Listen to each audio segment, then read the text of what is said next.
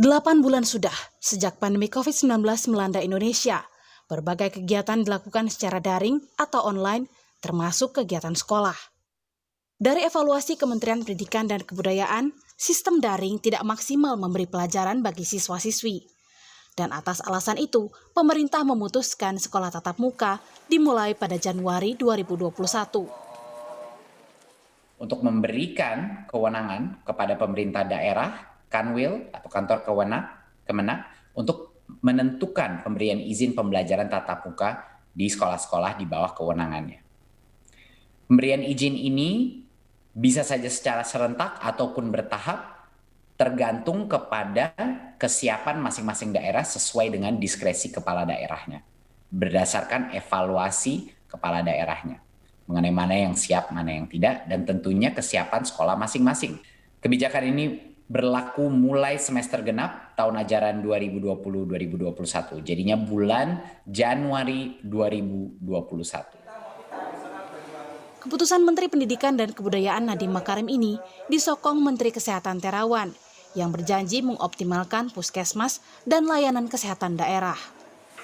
Sekolah tatap muka memang bisa membuat siswa-siswi lebih berkonsentrasi belajar, menyerap pengetahuan. Tapi apa mungkin dilakukan di masa pandemi dengan tingkat kasus yang terus meningkat setiap hari?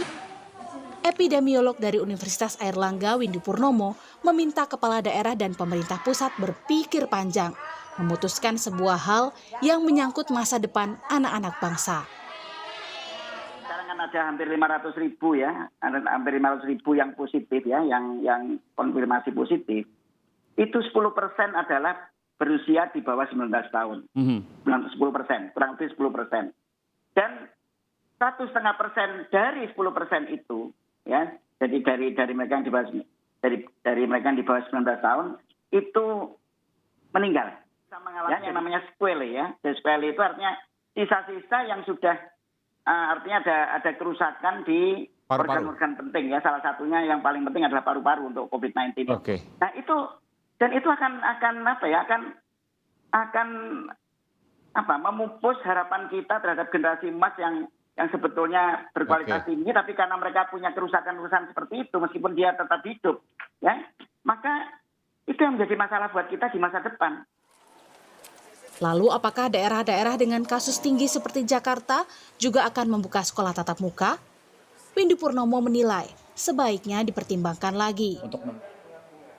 Tetap melihat ya bahwa daerah yang berisiko, yang sangat berisiko, misalnya seperti DKI yang oranye ya, kemudian di sekitarnya Kota Bekasi, Kabupaten Bekasi, Kerawang itu merah, tentu tidak layak tentu ya kalau itu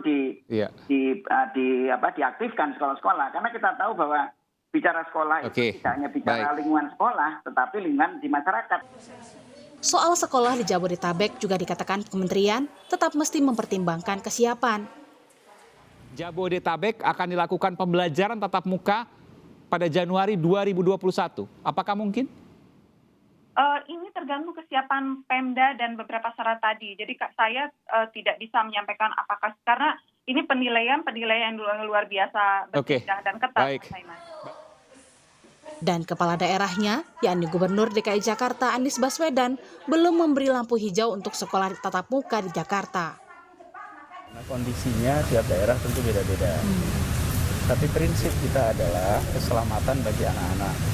Bahkan kalau ingat, kami akan konsultasi juga dengan ikatan-ikatan ahli di bidang kesehatan, di bidang pendidikan, sehingga keputusan kita berdasarkan situasi di Jakarta. Jadi pada saat ini belum ada keputusan apakah bulan Januari itu akan mulai belajar di sekolah atau tidak. Nanti kita Memaksakan membuka sekolah tatap muka di tengah kasus COVID-19 yang terus meningkat bisa jadi kurang bijak.